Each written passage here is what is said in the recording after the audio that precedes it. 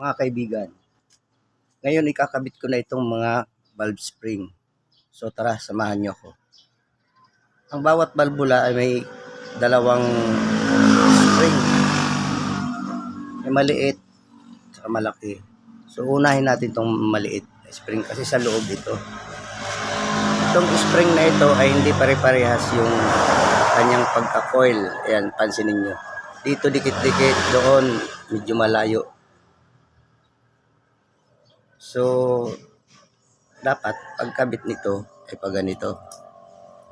Sa baba yung ano niya, sa baba yung pinaka dikit-dikit niya. Pag ganyan, hindi pwede, mali yan. So, dapat ganito. Ganon din itong malaking spring. Ayan o. Dikit-dikit din dito sa baba. Samantala dito, malayong agwat. So, hindi pwedeng pag ganon. Dapat lagi yan pataog. Kakabit natin. So, pare-parehas lang yan. Laging sa baba yung dikit-dikit yung coil niya.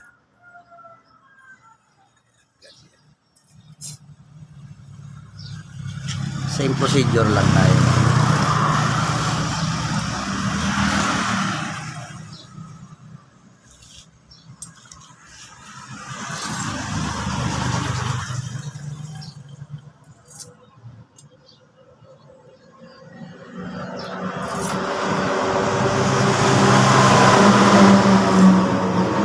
Ilalagay natin itong valve spring retainer cap dito yan sa ibabaw. Yan. At iisa rin.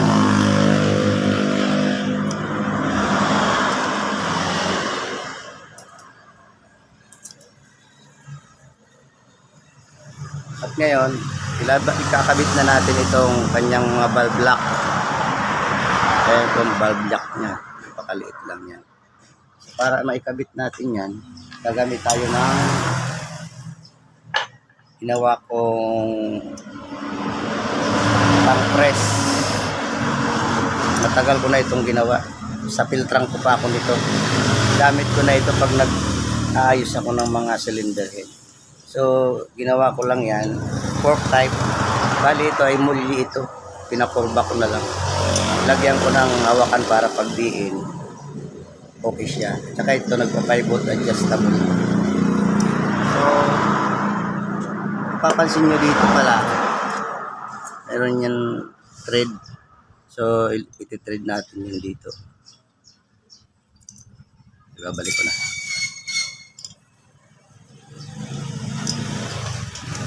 Ayan. Kakabit natin ito. Isa-isay natin.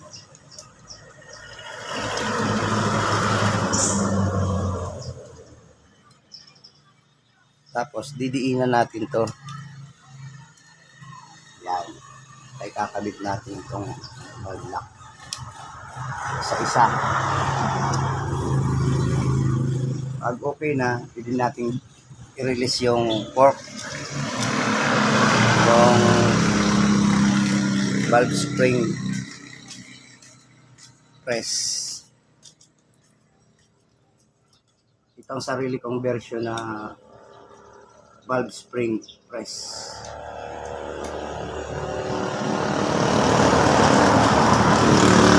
Dito sa amin sa aming lugar, ako lang meron nito na mekaniko.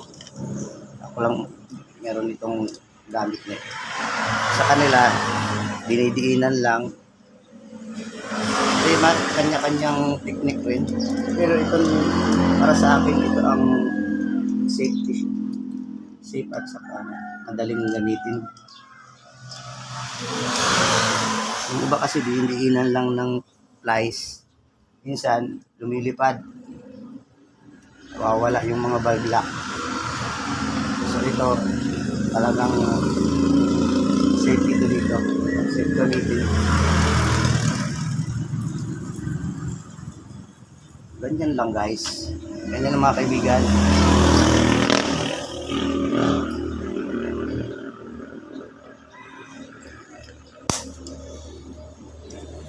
Medyo lumis ng konti. Ayun talaga minsan dinudulas yan.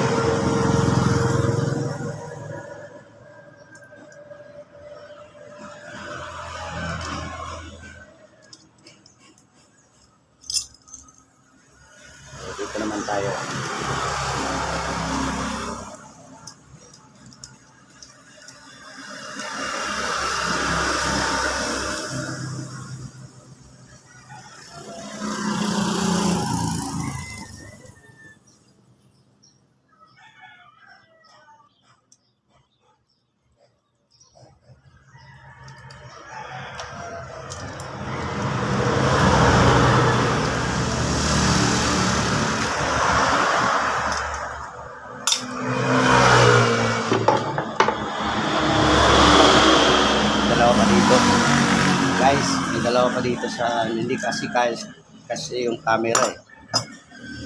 Kaya dalawa na lang ito.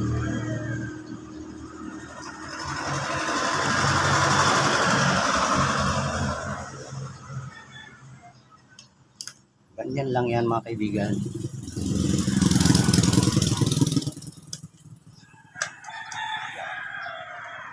So, isa na lang.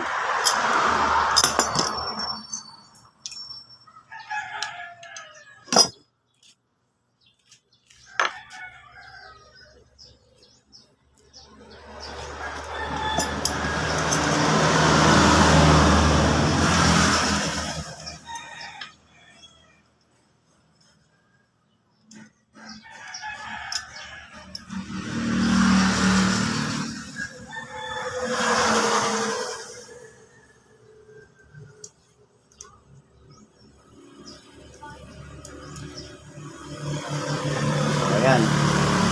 Tapos na natin lahat, mga kaibigan. Ngayon, aangatin natin ito ng bagya.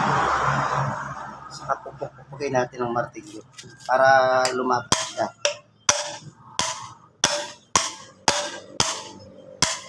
Ayan. Dapat na yan. Okay na yan. So, sana may natutunan. Maraming salamat. Panonood.